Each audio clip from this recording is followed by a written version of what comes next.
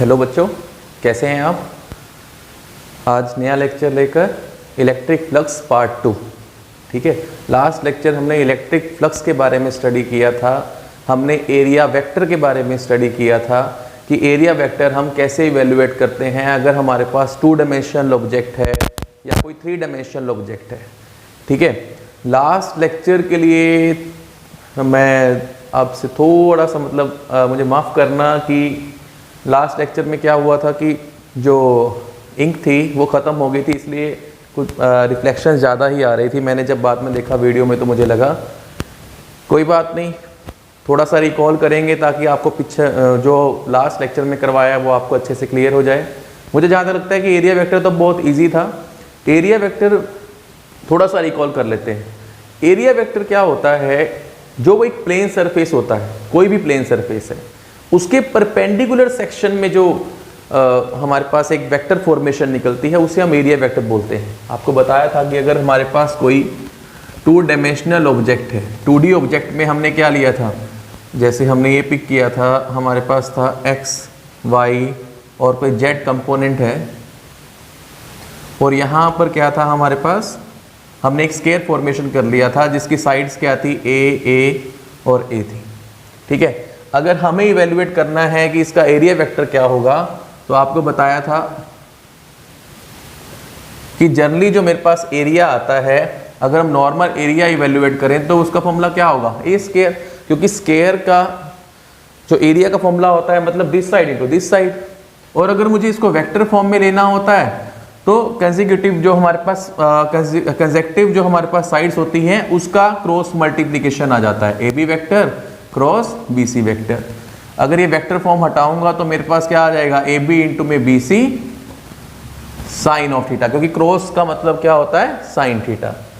अब यहाँ पर अगर हम देखें तो ए बी क्या है, ए है, बी सी क्या है, वो भी ए है, साइन, इनके बीच में एंगल कितना है, 90। हमारे पास देखो आंसर तो क्या आ रहा है, ए स्क्वायर ही आ रहा है। ठीक है, अगर हमारे पास वेक्टर में कोई भी ऐसी फॉर्मेशन बनती है बच्चों तो इसका मतलब क्या होता है कि ए वेक्टर जो है वो ए बी वेक्टर मतलब इस साइड के भी परपेंडिकुलर है और इस साइड के भी परपेंडिकुलर है।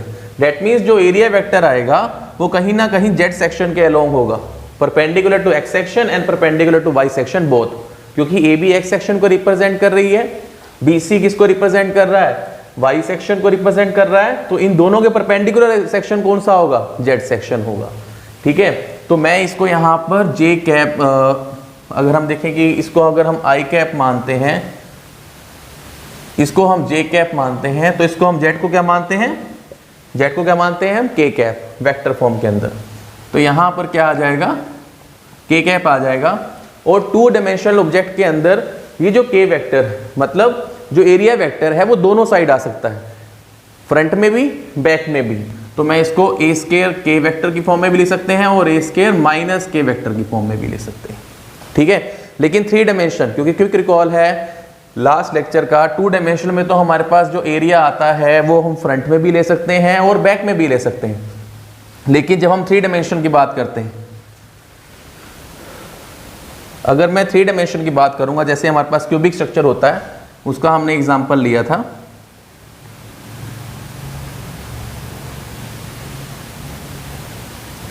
यहां एक क्यूब बनाया था बच्चों,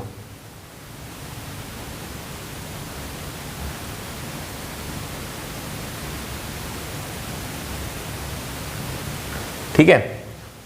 क्यूब के अंदर क्या होता है कि एरिया वेक्टर, अगर मान लो फेसेस कितने हैं, देखो क्यूब के अंदर 3D ऑब्जेक्ट है, ये 3D और ये क्लोज्ड ऑब्जेक्ट है। ठीक है, और हमारे पास क्या है एरिया वेक्टर, मान लो साइड्स हमारे पास ए सेम साइड्स ही है, तो एरिया वेक्टर क्या होगा, जैसे फेस ये फर्स्ट फेस हो जाता है, ये मान लो सेकंड फेस है, ये मान लो थर्ड फेस है, ये मान लो फोर्थ फेस है, फिफ्थ फेस फ्रंट वाला होगा, सिक्स्थ फेस बैक वाला होगा। इसके अंदर देखो एरिया वेक्टर अगर मैं निकालूंगा, इस सरफेस के, देखो इस सरफेस के परपेंडिकुलर क्या होगा, अलोंग दिस डायरेक्शन। ठीक है ना, सरफेस के 90 डिग्री। ठीक है, और इसमें हम सिर्फ और सिर्फ ध्यान में रखना है कि 3D ऑब्जेक्ट के लिए जो हम एरिया वेक्टर पिक करते हैं वो हम दोनों साइड नहीं ले सकते, मतलब इनर साइड नहीं ले सकते हैं, ये सिर्फ और सिर्फ आउटवर्ड साइड आता है for 3 dimensional object. For 3 dimensional object. ठीक है, अगर हम सेकंड के लिए देखें, मान लो ये सरफेस बनता है तो इसके परपेंडिकुलर एरिया वेक्टर ये आ जाएगा। ठीक है, ऐसे ही अगर ये वाला कोई फेस बनता है तो इसके परपेंडिकुलर एरिया वेक्टर ये आ जाएगा।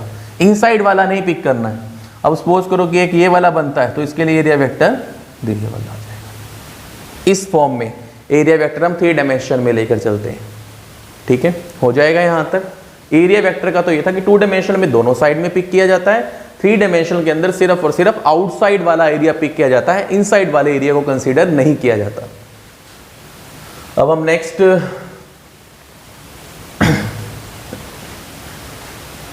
नेक्स्ट टॉपिक हमने जो हमारा मेन टॉपिक है वो स्टार्ट किया था कि इलेक्ट्रिक फ्लक्स। इलेक्ट्रिक फ्लक्स मैंने आपको क्या बताया था, number of electric field lines passes perpendicular to the plane surface. ठीक है ना, एक प्लेन सरफेस में से कितनी इलेक्ट्रिक फील्ड लाइंस पास होती हैं उसको अगर हम काउंट कर लेंगे तो वो हमें क्या दे देगा, इलेक्ट्रिक फ्लक्स दे देगा। Electric flux is denoted by phi, E अगर हम लगा देंगे तो ये हो जाता है इलेक्ट्रिक फ्लक्स। ठीक है, उसका हमने एक रिप्रेजेंटेशन किया था कि सपोज करो ये मेरे पास कोई प्लेन सरफेस है, electric field uniform electric field में है वो। ठीक है, अब देखो यहां से इस प्लेन सरफेस में से कितनी इलेक्ट्रिक फील्ड लाइंस पास कर रही हैं, वो भी परपेंडिकुलर 1 2 3। परपेंडिकुलर का मतलब क्या होता है कि जैसे ये इलेक्ट्रिक फील्ड की डायरेक्शन है तो एरिया वेक्टर की डायरेक्शन भी क्या है, अलोंग दिस डायरेक्शन। ठीक है, अगर नहीं होगा तो हमें इलेक्ट्रिक फील्ड को एरिया वेक्टर की डायरेक्शन में ही लेना होगा, तब हमें फ्लक्स मिलेगा। तो यहां अगर हम देखें तो फाई की वैल्यू हमारे पास कितनी आ रही है, 3 आ रही है। अगर मैं इलेक्ट्रिक फील्ड को स्ट्रॉन्ग कर देता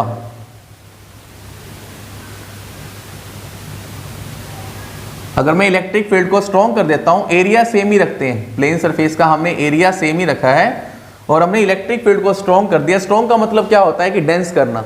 डेंस कैसे करेंगे, जब हम इन लाइंस को क्लोज ले आएंगे, इलेक्ट्रिक फील्ड लाइंस को अगर हम क्लोज ले आएंगे तो ये और ज्यादा कहां से पास करेंगी, inside the surface, plane surface. अगर इनके बीच का डिस्टेंस गैप कम कर दूं तो और ज्यादा जो इलेक्ट्रिक फील्ड लाइंस हैं वो सरफेस में से पास करेंगी। अब देखो फाई की वैल्यू कितनी आ रही है, सपोज करो यहां से भी कोई इलेक्ट्रिक फील्ड है, 1 2 3 4 5 5 आ गई। ठीक है, इसका मतलब यहां से क्या प्रूव हुआ कि जो मेरे पास इलेक्ट्रिक फ्लक्स है वो किसके प्रोपोर्शनल है, इलेक्ट्रिक फील्ड के। It is proportional to electric field. ठीक है, अगर मैं एरिया बढ़ा दूं, एरिया ऑफ प्लेन सरफेस, अगर मैं उसे इंक्रीज कर दूं एरिया ऑफ प्लेन सरफेस को, तो क्या होगा,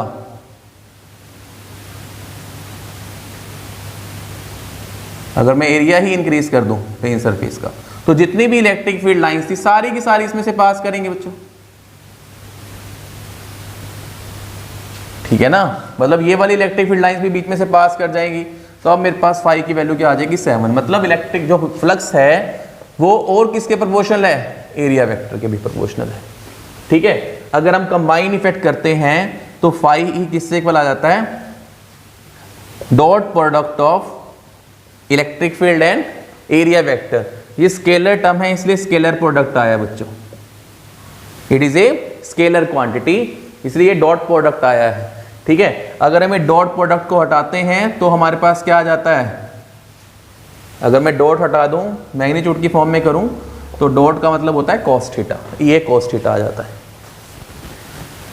ठीक है, यहां तक तो हमने कुछ न्यूमेरिकल भी अटेम्प्ट करने की कोशिश की थी लास्ट टाइम।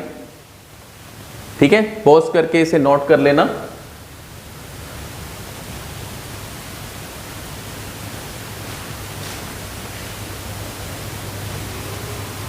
देखो हमारा जो फॉर्मूला है फाई का वो यही चलेगा, ई ए कॉस ऑफ थीटा।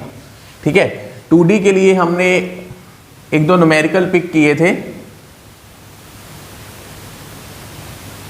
अगर सपोज करो जो सेकंड न्यूमेरिकल था, फर्स्ट तो बेसिक ही था, वो आप दोबारा से एक बार रिकॉल कर लेना सपोज करो कि मेरे पास कोई सर्कुलर सेक्शन है, ठीक है, और उसकी रेडियस कितनी है, कैपिटल आर, ठीक है, और इलेक्ट्रिक फील्ड जो है वो कितने एंगल पर है, यहाँ से कितने एंगल पर पास हो रहा है, सेंटर से आपको गिवन है वो 30 डिग्री एंगल पर, सेंटर से कितने एंगल पर है, 30 डिग्री एंगल पर है, प्लेन सरफेस लेकर चल रहे हैं हम, ठीक है, मतलब 2D सरफेस है।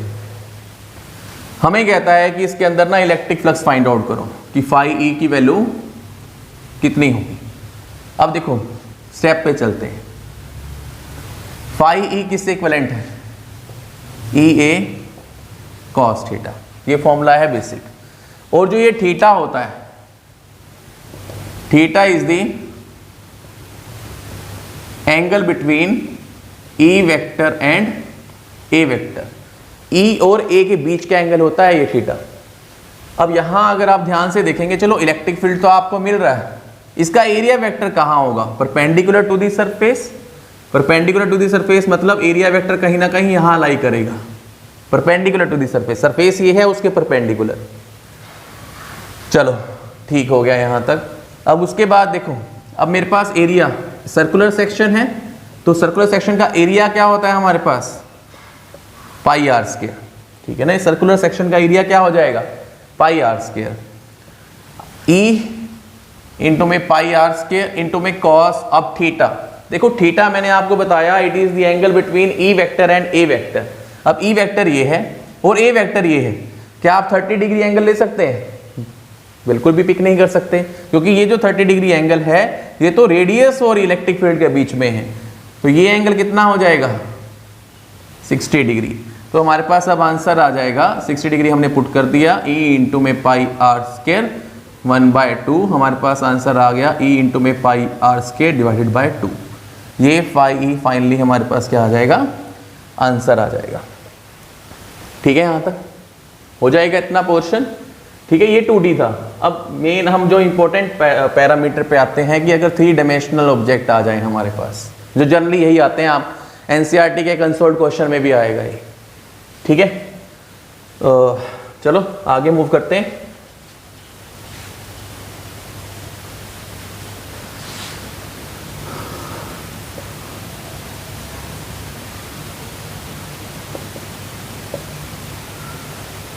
आपको एक क्यूब गिवन है बच्चों,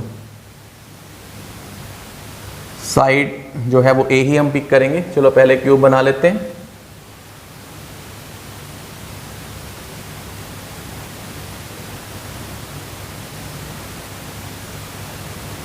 ये क्यूब स्ट्रक्चर बना लिया, साइड है ए ए ए और ए, मतलब हर एक साइड जो है वो ए है।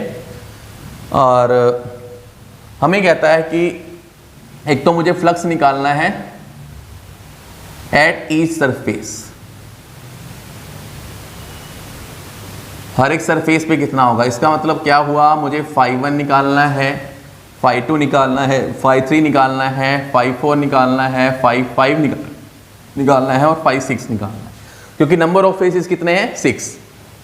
मान लो ये फर्स्ट, ये सेकंड, ये थर्ड, ये फोर्थ है, एक फिफ्थ सरफेस आएगा फ्रंट वाला और एक बैक वाला आएगा 6th सरफेस। ठीक है, और फाइनली मुझे कहता है कि नेट फ्लक्स भी निकालना है, इलेक्ट्रिक फ्लक्स की वैल्यू कितनी होगी, फर्स्ट ये, सेकंड ये इवेल्युएट करना है। चलो हम फर्स्ट मोड पे चलते हैं। ध्यान से देखना है बच्चों, देखो अगर मुझे φ1 निकालना है, डेट मीन्स मुझे फ्लक्स निकालना है इस सरफेस पे। ठीक है, तो एरिया वेक्टर कहाँ होगा, अलोंग दिस डायरेक्शन। ठीक है, और हमें इलेक्ट्रिक फील्ड की कंडीशन भी गिवन है कि यूनिफॉर्म इलेक्ट्रिक फील्ड में है थ्रू आउट। ठीक है ना, ये यूनिफॉर्म इलेक्ट्रिक फील्ड। ई आपको गिवन है E0 इंटू में आई कैप, इसका मतलब क्या हुआ, E0 तो उसका मैग्नीट्यूड है और वो सिर्फ और सिर्फ एक्स डायरेक्शन में है। ठीक है, E0 तो कांस्टेंट ही होता है बच्चों, तो कांस्टेंट इलेक्ट्रिक फील्ड गिवन है इन एक्स डायरेक्शन, थ्रू आउट है। अगर इसमें से मैं इलेक्ट्रिक फील्ड पास करवाऊंगा तो फिगर थोड़ा सा खराब हो जाएगा। अगर मैं φ1 निकालता हूं, फॉर्मूला हमारे पास E a cos थीटा ही चलेगा बच्चों। अब हमने ये देखना है कि angle between electric field and area vector क्या रहता है। अगर यहां चलते हैं हम, देखो क्या होगा, एरिया वेक्टर हमारा इस डायरेक्शन में है, इलेक्ट्रिक फील्ड इस डायरेक्शन में है। देखो अगर मैं यहां से करूं, एरिया वेक्टर जो है, इलेक्ट्रिक फील्ड तो इस डायरेक्शन में है, एरिया वेक्टर इस डायरेक्शन में आ रहा है। किसके लिए आ रहा है? फर्स्ट सरफेस के लिए आ रहा है। तो ये एंगल कितना हो गया? 180 डिग्री। देखो ना, इलेक्ट्रिक फील्ड तो इस डायरेक्शन में है, एरिया वेक्टर इस डायरेक्शन में है, तो इनके बीच का एंगल कितना हो गया? 180 डिग्री। अगर हम ये पुट कर दें, देखो E इंटू में A cos थीटा हमारे पास है, E की वैल्यू कितनी है? E0। A की वैल्यू कितनी है? देखो एरिया ऑफ दिस सरफेस, एक साइड कितनी लेंथ की है? A की है क्या? ये स्केयर, क्योंकि ये भी A है, हर एक साइड जो है वो A है, तो ये स्केयर का एरिया क्या होता है हमारे पास? A square. अब यहां पर हमने क्या पुट किया? cos of 180। cos 180 किससे इक्वल होता है? -1 के इक्वल होता है। तो यहां से φ1 किससे इक्वल आ जाएगा? -E0 इंटू में A स्केयर के इक्वल आ जाएगा। ठीक है, फर्स्ट सरफेस में इतना फ्लक्स आउट होगा। अब सेकंड सरफेस पे आ जाओ बच्चों। अगर मैं φ2 इवेल्युएट करूं, स्टेप बाय स्टेप चलेंगे बच्चों। देखो φ2 मतलब ये वाला फिक्स, अब इसके ऊपर जो एरिया होगा वो ऐसे होगा। सेकंड सरफेस के लिए, फर्स्ट सरफेस के लिए आपने देख लिया, सेकंड सरफेस का केस देखते हैं। सेकंड सरफेस में देखो इलेक्ट्रिक फील्ड है इस डायरेक्शन में, एरिया वेक्टर है इस डायरेक्शन में, एरिया वेक्टर है along this direction, area vector along this direction है। अब एंगल कितना हो गया इनके बीच में? 90 डिग्री। अब क्या हो जाएगा? देखो EA cos ऑफ 90, cos 90 क्या होता है? 0। ठीक है, cos 90 0 हो जाएगा।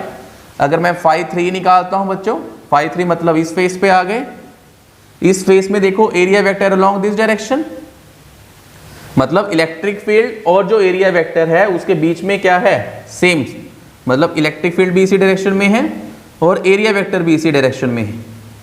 ठीक है ना। थर्ड सरफेस के लिए बच्चों एरिया वेक्टर भी इसी डायरेक्शन में है, इलेक्ट्रिक फील्ड भी इसी डायरेक्शन में है, तो हमारे पास अब φ3 कितना आ जाएगा? एंगल कितना हो जाएगा बच्चों? थीटा क्या हो जाएगा? 0 डिग्री। दोनों सेम फेस में है, तो ये हो जाएगा EA cos ऑफ 0। E की वैल्यू कितनी है? E0। एरिया कितना है? A स्केयर, क्योंकि है तो ये देखो स्केयर ही बन रहा है हमारे पास, तो वो A स्केयर ही होगा।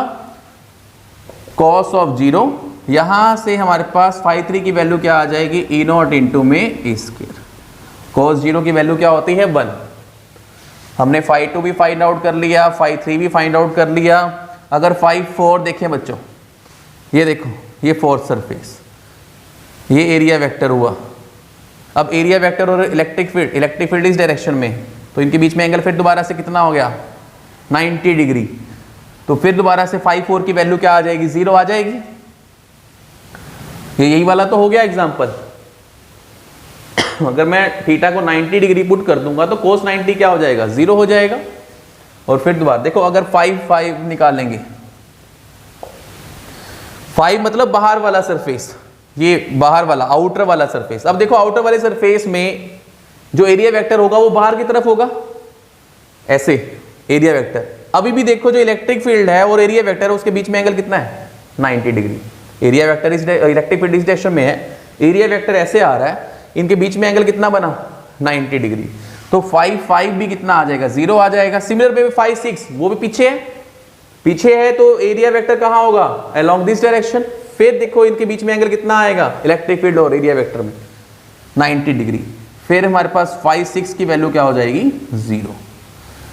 देखो फर्स्ट पार्ट तो हमारे पास हो गया सोल्व। मुझे क्या निकालना था? इलेक्ट्रिक फ्लक्स निकालना था एट ईच सरफेस, हर एक सरफेस में मुझे फाइंड आउट करना था, वो मैंने फाइंड आउट कर लिया। 6 फेसेस हैं, 6 फेसेस में मैंने फ्लक्स इवेल्युएट कर लिया। अब जो सेकंड पार्ट है उसका, सेकंड पार्ट क्या कहता है? टोटल फ्लक्स निकालना है या नेट फ्लक्स। नेट फ्लक्स क्योंकि स्केलर टर्म है, ये स्केलर टर्म है तो कैसे एडिशन होगा? स्केलर का एडिशन मतलब φ1 plus φ2 plus φ3 plus φ4 plus φ5 plus φ6। ठीक है, तो वो किससे इक्वल आ जाएगा बच्चों? देखो किसके इक्वल आएगा? φ1 की वैल्यू कितनी है? -E0 इंटू में A स्केयर। φ2 की वैल्यू कितनी है? 0। φ3 की वैल्यू कितनी है? E0 इंटू में A स्केयर। 5 4 की वैल्यू कितनी है 0, 5 5 की वैल्यू कितनी है 0, 5 6 की वैल्यू कितनी है 0। अब देखो फाइनली ये भी आपस में कैंसिल आउट हो जाएंगे, नेट फ्लक्स कितना आ जाएगा, 0 के इक्वल आ जाएगा।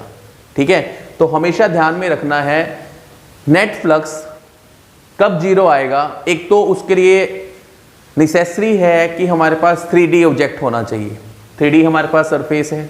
ठीक है, दूसरी कंडीशन क्या है, टू ऑब्टेन नेट फ्लक्स 0। ठीक है, यहां तक नोट कर लो, मैं आपको इसी कंडीशन बता देता हूं जो आपको ध्यान में रखनी है और हर एक जगह वो एप्लीकेबल भी होगी बच्चों। कई बार आपसे क्वेश्चन पूछ लिया जाता है कि फाई नेट कब कब 0 होगा इन 3D सरफेस।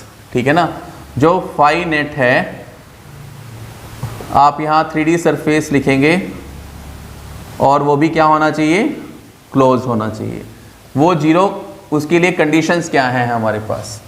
नंबर 1 पहली कंडीशन क्या है, 3D सरफेस होना चाहिए, सबसे मस्ट 3D सरफेस होना चाहिए और वो भी क्या होना चाहिए, क्लोज होना चाहिए। और यूनिफॉर्म इलेक्ट्रिक फील्ड होना चाहिए। यूनिफॉर्म इलेक्ट्रिक फील्ड में वो क्या होनी चाहिए, प्लेस्ड होनी चाहिए। लास्ट पॉइंट, अगर उसके सेंटर पर कोई भी चार्ज प्लेस नहीं है तब भी हमारे पास फाई नेट की, मतलब तीनों कंडीशन ये फुलफिल होनी चाहिए। No charge is present at the centre of 3D surface, मतलब अंदर कोई चार्ज नहीं होना चाहिए। ठीक है, अगर ये तीनों फुलफिल होंगी तो हमारे पास हमेशा फाई क्या रहेगा, 0 रहेगा, नेट फ्लक्स। ठीक है ना, 3D सरफेस होना चाहिए, क्लोज्ड, यूनिफॉर्म इलेक्ट्रिक फील्ड होना चाहिए, no change in no charge is present at the centre of 3D surface. ये तीनों कंडीशन होंगी, फुलफिल होंगी तो हमारे पास नेट फ्लक्स की वैल्यू क्या आ जाएगी, 0 आ जाएगी। ठीक है, तो अब हम आगे नेक्स्ट न्यूमेरिकल करते हैं, इंपॉर्टेंट न्यूमेरिकल है। अब जो न्यूमेरिकल करवा रहा हूं वो NCERT का न्यूमेरिकल है, अनसोल्ड। पॉज करके नोट करना है बच्चों।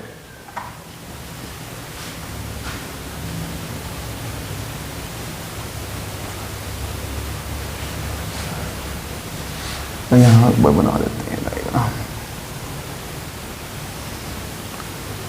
देखो x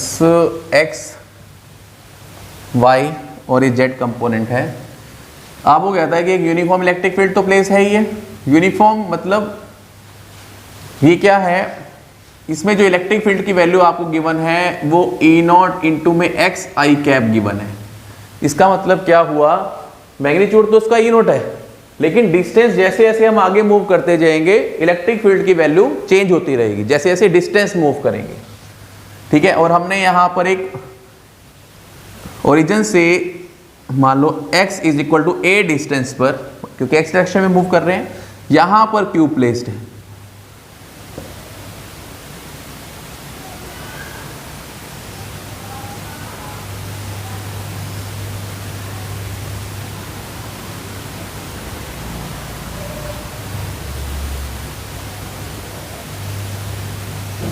ठीक है, यहां क्यू प्लेस्ड है, साइड ए ही है, मतलब सारी साइड्स जो है वो ए। अब हमें कहता है कि एक तो मुझे flux at each surface find out करो और नेट फ्लक्स फाइंड आउट करो। इंपॉर्टेंट क्वेश्चन है बच्चों। अब देखो पहले हम ये निकाल रहे हैं flux at each surface. Phi 1 की वैल्यू कितनी होगी, वही देखो फर्स्ट, सेकंड, थर्ड, फोर्थ, फिर फिफ्थ, सिक्स्थ, ऐसे आ जाएगा। फाई 1 की वैल्यू अगर मैं इवेल्युएट करूं तो मेरे पास फॉर्मेशन क्या बनेगी बच्चों, ये देखो क्या आएगा हमारे पास, फॉर्मूला हमने यही लगाना है, E A cos of theta. ई की वैल्यू कितनी है, E0 इंटू में एक्स, E0 इंटू में एक्स। ठीक है, और एरिया, क्यूब का एरिया क्या होता है, सॉरी स्क्वायर का एरिया क्या होगा, ए स्क्वायर, इंटू में क्या आएगा कॉस। अभी हमने देखो लास्ट उस पर स्टडी किया है कि एरिया वेक्टर हमारा इस डायरेक्शन में होगा, इलेक्ट्रिक फील्ड इस डायरेक्शन में, एंगल कितना हो गया 180 डिग्री। ठीक है, जो -1 आता है, तो यहाँ से फाई 1 की वैल्यू क्या आ जाएगी माइनस, क्योंकि cos 180 -1 है, ई नॉट। अब x किससे इक्वल है, देखो x तो 1 इक्वल है, फिगर में गिवन है हमें a इंटू में a स्क्वायर, तो मेरे पास वैल्यू क्या आ जाएगी माइनस ई नॉट इंटू में a क्यूब। मतलब फाई 1 ही हमने इवेल्युएट कर लिया, वो आ गया माइनस ई नॉट इंटू में a क्यूब। ठीक है ना बच्चों, कुछ नहीं किया हमने, वही फॉर्मूला लगाया ई ए cos थीटा। ई की वैल्यू आपको गिवन है ई नॉट इंटू में x। एरिया ऑफ स्क्वायर क्या होता है, साइड इंटू साइड ए स्क्वायर। एंगल कितना है एरिया वेक्टर और इलेक्ट्रिक फील्ड में 180 डिग्री, वो हमने पुट कर दिया। x की जगह क्या आ जाएगा, देखो x किससे इक्वल है, 1 इक्वल है। अगर हम फर्स्ट सरफेस तक पहुंच रहे हैं तब, ठीक है, तो a पुट कर दिया, तो माइनस ए नोट इंटू में ए क्यूब आ गया। फाई 1 हमने फाइंड आउट कर लिया। देखो फाई 2 किससे इक्वल आएगा, अब देखो एरिया वेक्टर तो यहाँ हो गया, अब देखो एरिया वेक्टर और इलेक्ट्रिक फील्ड के बीच में एंगल कितना आ रहा है 90 डिग्री, तो मेरे पास तो ऐसे ही देखो यहाँ पर cos 90 डिग्री पुट करते ही वैल्यू क्या आ जाएगी 0, मतलब फाई 2 कितना आ गया 0। अगर फाई 3 इवेल्युएट करें, अब देखो यहाँ एरिया वेक्टर ये हो गया in the same face of electric field, तो मतलब ये ई ए cos थीटा तो हमने पुट करना ही है। ई की वैल्यू कितनी है ई नॉट इंटू में एक्स, एरिया कितना है ए स्क्वायर, साइड तो सेम है, और cos ऑफ 0। यहां देखो अब x की वैल्यू कितनी होगी, क्योंकि अब देखो अब हम इस फेस पे आ गए बच्चों, ये वाले फेस पे। ये फेस ओरिजिन से कितने डिस्टेंस पर है, क्योंकि x चेंज हुआ है ना, a तो यहां तक था प्लस a। अब यहां पर x की वैल्यू कितनी है 2 इंटू में a है, ठीक है, क्योंकि अब हम इस फेस पे हैं बच्चों। इस फेस तक का डिस्टेंस तो a था और ये a डिस्टेंस और आगे है, तो x कितना हो गया 2a, और बाद में cos 0 की वैल्यू क्या होती है हमारे पास 1, मेरे पास क्या आ जाएगा, और इंटू में a स्क्वायर तो चल ही रहा है, कितना आ गया 2 times e not a cube. ये हमने फाई 3 फाइंड आउट कर लिया। अब फाई 4 किससे इक्वल आएगा बच्चे, फाई 4 दोबारा से देखो यहाँ पर 90 डिग्री एंगल हो गया, तो वो 0 आ जाएगा। फाई 5 उसमें भी आपको बताया था कि 90 डिग्री एंगल बनाता है एरिया वेक्टर इलेक्ट्रिक फील्ड के साथ, वो भी 0, और फाई 6 भी क्या आ जाएगा 0 आ जाएगा। ये हर एक फेस पे हम इलेक्ट्रिक फ्लक्स की वैल्यू जो है वो इवेल्युएट कर लेंगे। सेकंड पार्ट क्या है हमारे पास, ये हमने देखो फर्स्ट पार्ट तो कंप्लीट कर लिया। अब मुझे अगर निकालना है फाई नेट, तो वो किससे इक्वल होगा, phi 1 plus phi 2 plus phi 3 plus phi 4 plus phi 5 plus phi 6।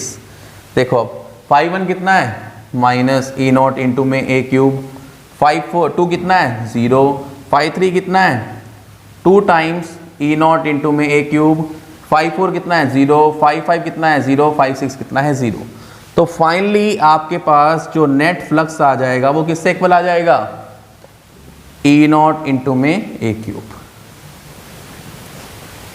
ई नॉट इंटू में a क्यूब आ जाएगा आपके पास फाइनली।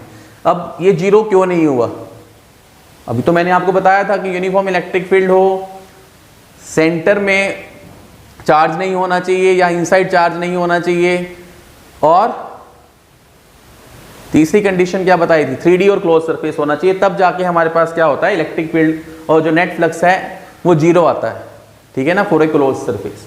अब यहां पर देखो क्लोज सरफेस है, 3D ऑब्जेक्ट है, फर्स्ट हमारा जो है वो फुलफिल हो गया, बीच में हमने चार्ज भी नहीं रखा हुआ, वो भी फुलफिल हो गया। Third condition, electric field must be uniform, electric field uniform है। अब तो ये x के रिस्पेक्ट में चेंज हो रही है, जैसे जैसे मैं x डिस्टेंस मूव करता जाऊंगा इलेक्ट्रिक फील्ड की वैल्यू चेंज हो रही है, डेट मींस ये फुलफिल नहीं हो रही, इसीलिए हमारे पास नेट फ्लक्स यहां पर 0 नहीं आया है। ठीक है, यहां तक आ गया, यहां पर समझ में।